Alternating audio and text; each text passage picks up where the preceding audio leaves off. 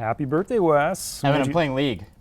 We made you a pie. Dude, I am in the middle of an ARAM match. But it's like an elaborate double pie Go with away. a smaller pie inside. You just got me killed. Thanks. Thanks. That was great. Jesus.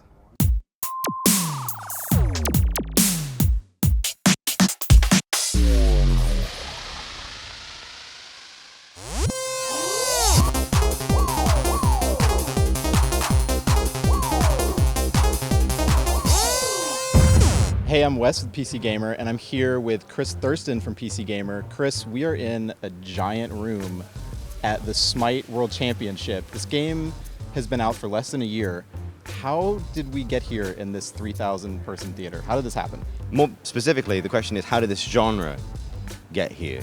Yeah, so Smite is a MOBA. It's now the third biggest MOBA on the planet. It's still a good bit smaller than Dota and League, but it's really fascinating how big those games also have become just in a few years, really short time span. They've eclipsed StarCraft, they've eclipsed Counter-Strike as really just, they are the competitive games of right now. Like the MOBA doesn't fit any of the patterns that have developed over 20 years, 30 years of gaming on the PC, really. It does emerge strongly from the traditions of like strategy and RPG, for sure, but in and of itself is kind of this weird hybrid thing. And weird hybrid things are great, but they don't normally occupy the position that the MOBA now does. And like, you and I were in a position where we could only write about MOBAs, and we would still have an audience that would, be bigger than you'd think relative to the amount of people playing other kinds of games. Dota is sitting at the top of the Steam chart with more collective players than anything else in the top 100.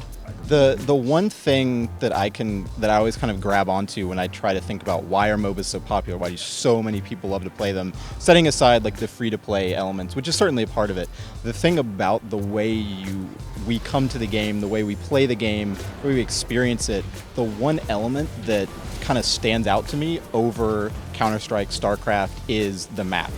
And the fact that the map is closer to, say, a football field or a baseball field, in that it is always this defined element.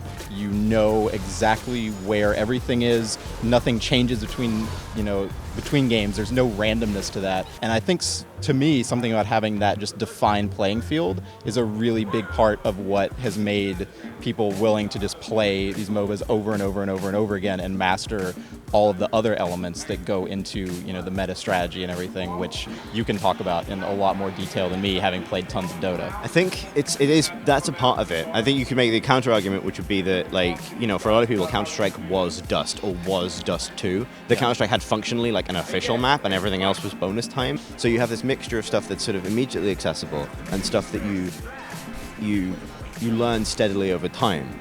So where other games rely on kind of a more nebulous form of sense of your progress, like if you get better at Counter-Strike, you don't necessarily know what you learned today. You know what I mean? Out of the 5 headshots you got, could you have gotten 6, right? Like, it's pretty granular stuff.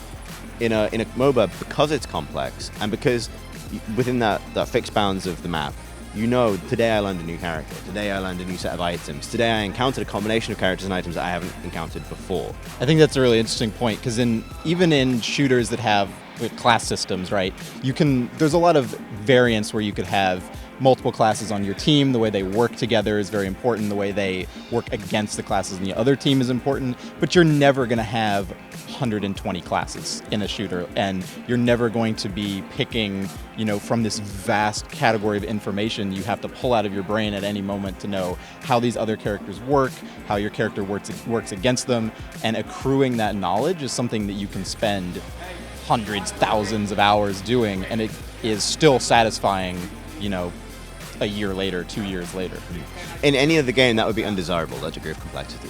Because in any other game, I think the goal would be balance, right? Like the idea that StarCraft could have 108 factions, Blizzard would be crying. People would not love that game. Yeah, no, many Blizzard developers would not love that idea. You know what I mean? Like the notion of balancing that.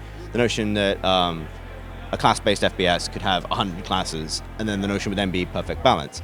The other thing that I think MOBAs have solved is this notion that unbalance can be used to make the game more appealing on the sort of the top and the bottom level of play. So on the low level of play, some imbalance between characters spurs sort of competition and imagination within the metagame.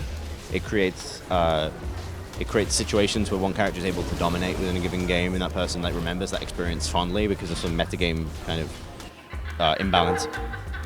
In the competitive scene, it means that the goal of the game isn't perfect balance because you have like a pick ban or something like that where very powerful characters can be removed from the game, and that creates like an additional strategic layer on top of the basic action, whatever it is, the action of the map itself, that solves the problem of balance in a way that is elegant in and of itself, but allows for tremendous inelegance in the game. And it's that inelegance that creates all of that stuff that draws people in, right? That's when people really attach themselves to characters because they remember when it was overpowered, and they remember when they really attached themselves to it.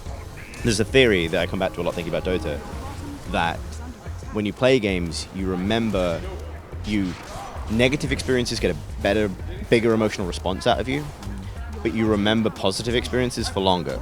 And I think that one principle explains so much about MOBAs, because it explains why there's so much flaming.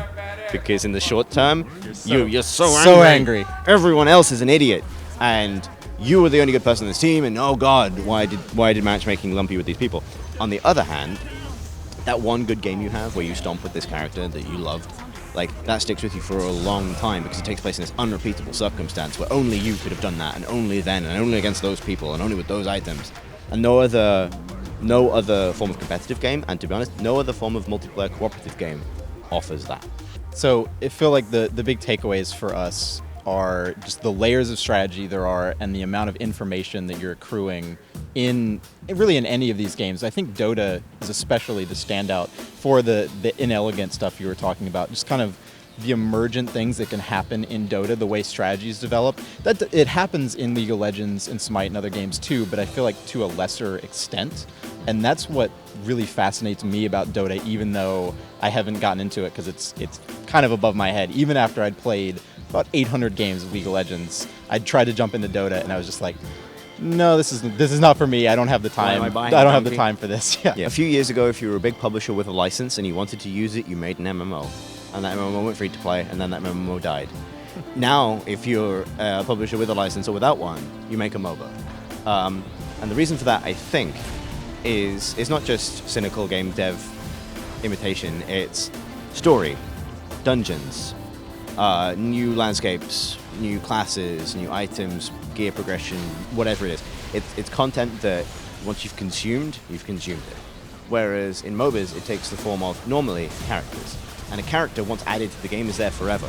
And probably interesting forever as they go through the same balance cycle as everybody else, and they're affected by patches, and they get changed. Yeah, and I think there's kind of a almost like beneficial to the gamer element of that free-to-play system where, yeah, it can be abused, you can charge too much for things, it can be bad. But when you start these games and you have that rotation of free characters, or you're earning, a little bit of in-game... So Dota is the exception, right? You get everything. But in most of these games, you have 8 characters you can play at the beginning. It rotates kind of regularly. You can buy some in-game characters with currency that you accrue just by playing.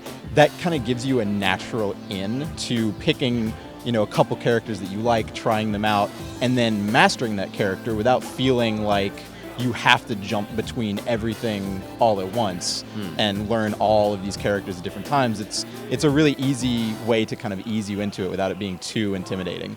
For me, the thing I look for in a MOBA, and if I'm recommending one to somebody, the thing that always really puts me off, and I think it's the last vestige of like old bad free-to-play in a modern game, is whenever there is a leveling system beyond an individual match that substantially affects your chances of success within a match. This is my biggest criticism of League of Legends, and it's my biggest concern with Heroes of the Storm, which is Blizzard's upcoming MOBA, where you level up, your account levels up, and that gives you stuff that you take into the next match that other people don't have. And obviously the promise is always that these are lateral upgrades. This is expanding as you expand as a player.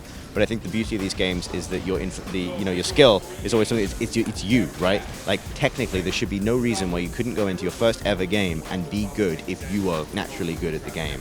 An extra game leveling system takes that away, and I think undermines something that's pretty core about MOBAs, which is that promise.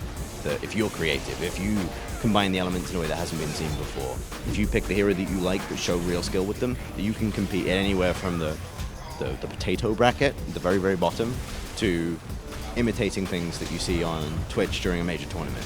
Where do you think we're going? What are we going to see in 2015, in 2016 in MOBAs? I think we're going to see a lot of these games come out and not work. And it's going to be in every case because of like community building efforts that relied too much on old ways of building communities. I like to see, and I anticipate seeing, more substantial, like groundbreaking reinterpretations of what that means. MOBA, a word I admittedly don't like, but like, and then hopefully in a couple of years, MOBAs will then spawn whatever comes after MOBAs, just as Warcraft 3 and strategy spawned this genre in the first place.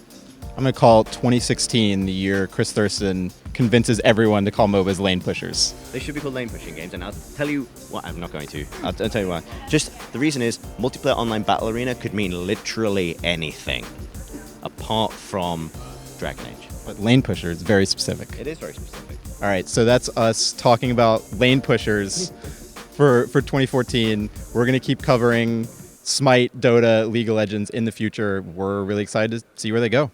Hey everybody, Tom here. We're starting a new part of the PC Gamer Show where at the end of each episode, we're going to take your questions about whatever's on your mind that week in PC gaming. Head on over to PCGamer.com and follow us on Facebook and Twitter and ask us whatever's on your mind or whatever you want to hear our opinion about that week. Thanks for watching and we'll see you next week.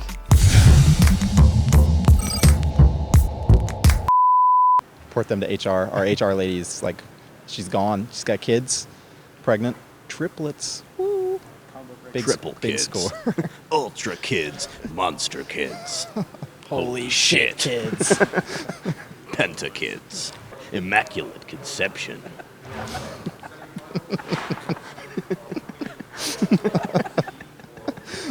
Sorry, I shouldn't have said that. Don't apologize.